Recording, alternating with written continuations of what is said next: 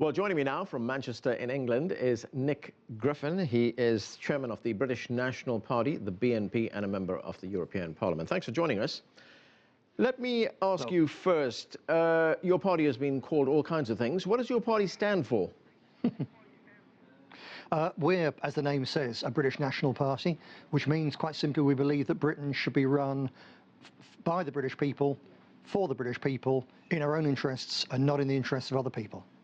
Okay, this is what the Guardian newspaper called you in an editorial. It called you a racist organisation with a fascist pedigree that rightfully belongs under a stone.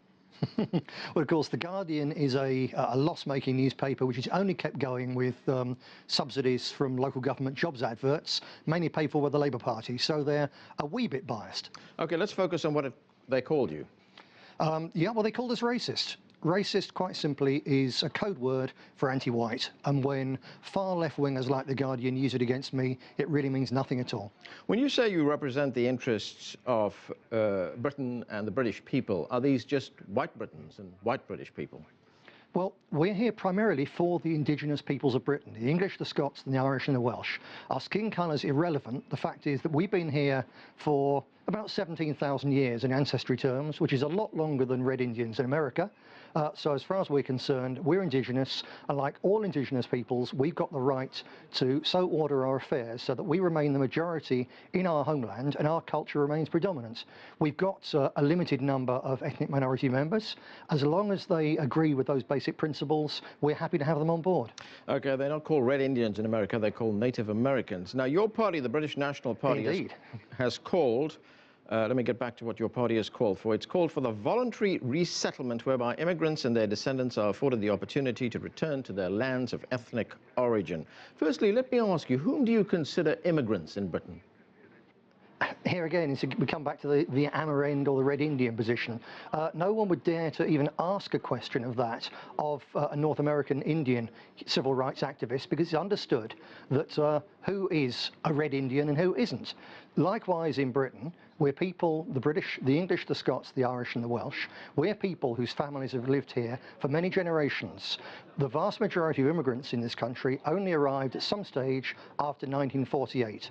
It really is a blink of an eye in historical terms. Many of them are very nice people. They, of course, have all the protection, or should be afforded all the protection of the law, but please don't try and pretend that those people are indigenous. They're not. They're recent immigrants.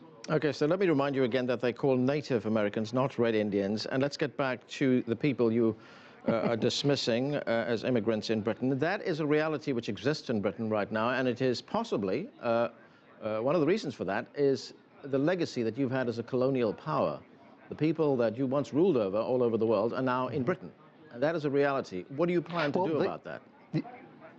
Well, the reality of the situation in Britain is that on present trends, the indigenous British people, we're going to be a minority in our own country by 2070 at the latest. And if the Native American Indians had seen their minority status coming, I'm sure they would have reacted against it and that they'd have been entitled to. How come that we're not entitled to? I believe that we are. And so something has to be done to stop our people becoming a minority in our own homeland. That's our basic human right. Well, when you talk about immigrants being afforded the opportunity to return to their lands of origin, there are people in Britain who may not be white British, they may not be, as you just put it a moment ago, Scots, English or Irish, who know no other country than Britain. They were born there, they share the same culture, their parents were born there and share the same culture as well.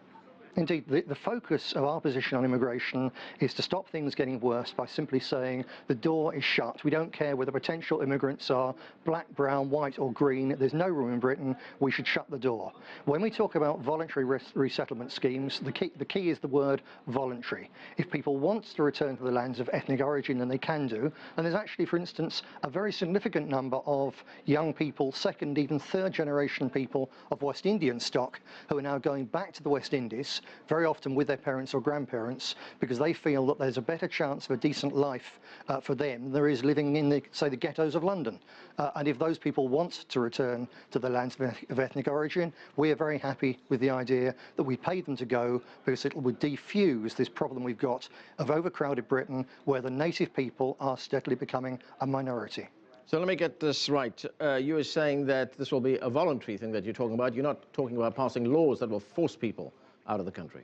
Of course not. The only people who should be made to leave the country by law are the people, for instance, such as bogus asylum seekers, criminal immigrants, Islamists who are simply disloyal to Britain and a threat to our security and our people, people who've broken the law. But where people are here absolutely legitimately because they or their parents or even grandparents came here, they're absolutely entitled to stay here. If they don't want to take up our offer of leaving, then they can stay.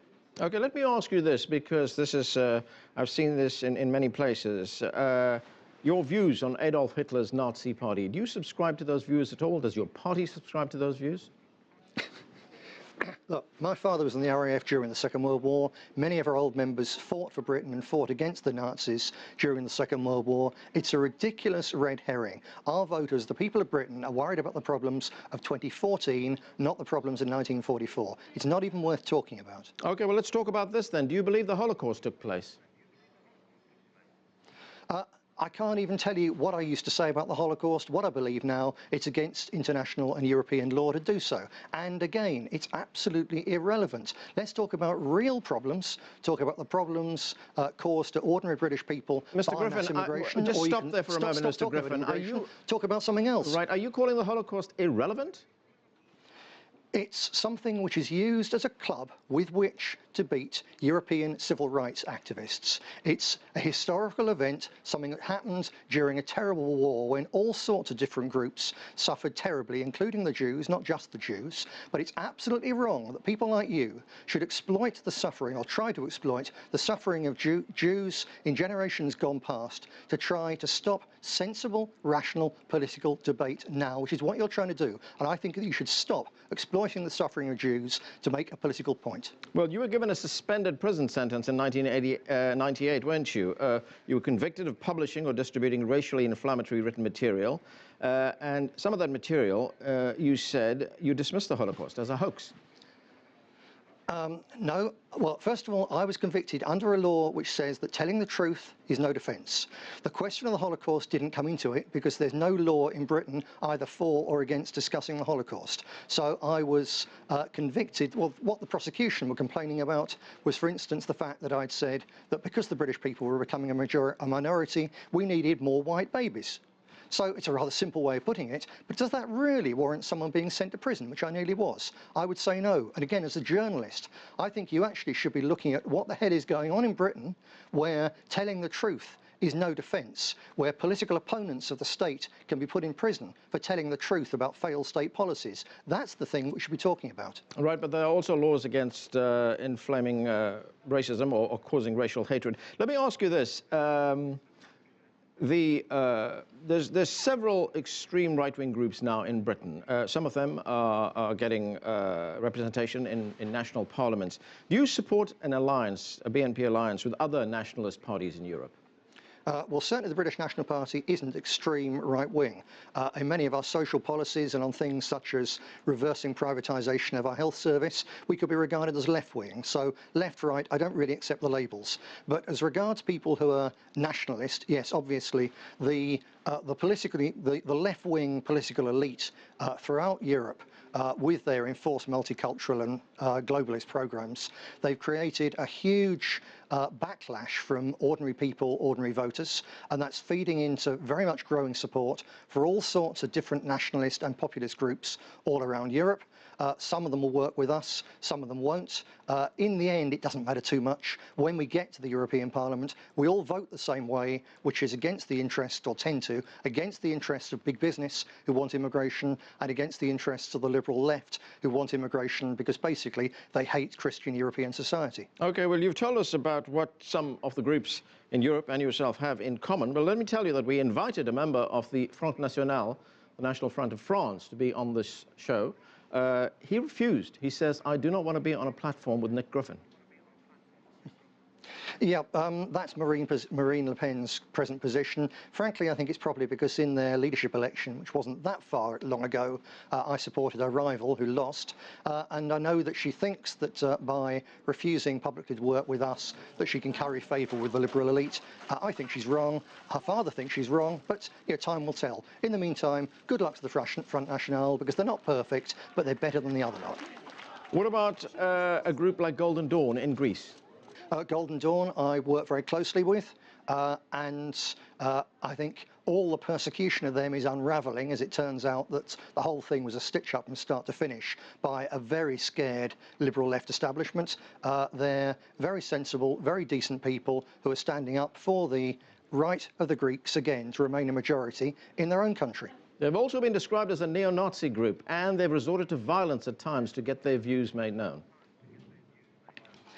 They certainly haven't resorted to violence. They're constantly under attack by far-left thugs who are actually aided and abetted by their state. They're called neo-Nazi, yes, and they use a right-arm salute. But if you actually look in the history of it, they're the direct descendants of the only people in Greece who fought the fascist invasion. And as those boys went off to fight the Italian fascists and the German Nazis, they gave that salute. And Golden Dawn certainly are not neo-Nazi. It's a ridiculous smear. Nick Griffin, leader of the British National Party, thanks for joining us.